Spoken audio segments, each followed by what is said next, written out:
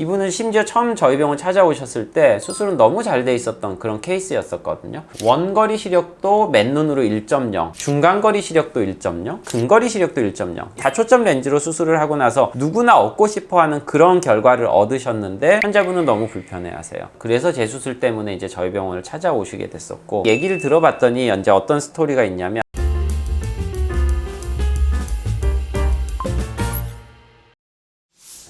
안녕하세요, 하얀과의 천수 원장입니다. 오늘은 이제 최신에 출시됐었던 백내장 수술용 인공수정체인 오디세이 렌즈 관련된 영상을 좀 준비를 했는데요. 요즘에 굉장히 결과가 좋다라고 이렇게 여러 병원들에서 얘기를 하고 있는 그런 렌즈라서 환자분들이 관심도 많이 가지시고 수술도 많이 받고 계신 그런 상황인데, 아무래도 이제 또 이런 다초점 렌즈가 처음 출시가 돼서 막 광고를 많이 하다 보니까 과하게 광고가 돼서 무리하게 또 수술을 시켜서 오디세이 렌즈로 수술하시고 나서 찾아오시는 환자분들도 결국 늘고 있는 이런 상황이거든요. 오늘 소개해드릴 이런 영상은 최근에 오디세이 렌즈로 수술을 받으셨고, 다초점 렌즈로 수술이 안 되는 눈은 아니었었는데 다른 이유 때문에 결국 재수술을 받기 위해서 찾아오셨던 이런 사례들에 대해서 소개를 해드리려고 합니다. 다초점 렌즈를 해도 되는 눈의 조건이었는데도 불편해서 재수술을 하는 케이스는 크게 두 가지로 나눌 수 있을 것 같아요. 다초점 렌즈로 수술을 할 때는 기본적으로 도수의 오차가 최소한으로 나야지 우리가 수술하기 전에 예상을 했었던 그런 퍼포먼스를 뽑아낼 수가 있거든요. 그런 도수의 오차가 생긴 경우가 우선 첫 번째로 꼽아볼 수가 있을 것 같고요. 두 번째 케이스는 다초점 렌즈가 어떤 렌즈인지 모르고 그냥 수술을 받으신 분들도 계세요. 비싸니까 좋은 렌즈고 가장 최근에 나왔고 제일 좋은 렌즈다, 그냥 이렇게 설명 들으시고 수술을 받으셨다가 다초점 렌즈의 특성 때문에 불편해서 또 재수술을 받으려고 하시는 그런 분들도 계시거든요. 그래서 이제 이 두 가지 사례를 오늘 좀 소개를 해드리려고 하는데, 첫 번째 케이스 같은 경우는 다른 병원에서 오디세이 렌즈로 수술을 받으셨는데, 오른쪽 눈은 오디세이, 반대쪽 눈은 아이엔스 렌즈로 수술을 하셨다고 하고요. 양쪽 눈 다